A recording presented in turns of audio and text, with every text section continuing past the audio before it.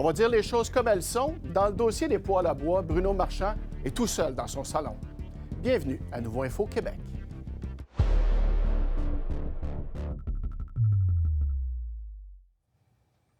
Ouais, on débat beaucoup de la réglementation sur les poêles à bois, de leur interdiction parfois au nom de la qualité de l'air.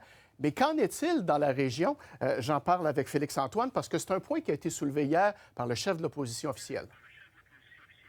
Oui, et Mathieu, on va quand même se le dire, là, peu importe l'opinion qu'on peut avoir sur la réglementation de la Ville de Québec, ça n'empêche pas que lorsqu'il y a des interdictions, il y a des incongruités. Et l'exemple, il est pas mal clair, il est derrière moi. La maison que vous pouvez voir, c'est l'ancienne Lorette. Donc, s'il y a une interdiction, bien, pas de problème, je suis correct.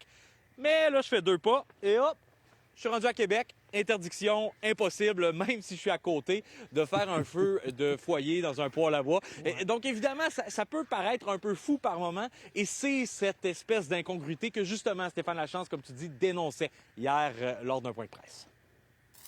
J'ai reçu beaucoup de courriels de gens de Loretteville qui disent, bien écoutez, à Wendake, là, ça chauffe à côté, puis ils n'ont pas de restrictions, eux autres, puis moi, je suis juste à côté. Même chose au niveau des gens qui demeurent à la limite de l'ancienne Lorette. Tu sais, les gens, à ce moment-là, ils se sentent interpellés. Est-ce que les autres villes, s'ils sont plus en région éloignée puis qu'il n'y a pas d'autres villes qui donnent qu'il n'y a pas de réglementation, ça fait peut-être une différence au niveau de l'acceptation des gens. Et là, Félix, je comprends que Québec fait tout simplement cavalier seul. Ben exactement. Comme tu nous dis, là, vous allez pouvoir le voir assez rapidement sur la carte qui apparaît en ce moment à l'écran. Toutes les municipalités environnantes qu'on peut vous présenter, même quand on pense au territoire de Wendake, c'est pas compliqué. Il n'y en a pas de réglementation et il n'y a pas d'intérêt à court terme de ce qu'on nous a dit parce qu'on a fait le tour de ces municipalités-là.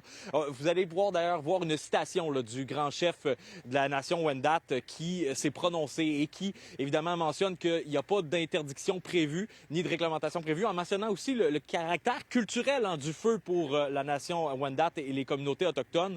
Donc, bien évidemment, ça ne fait pas partie des plans.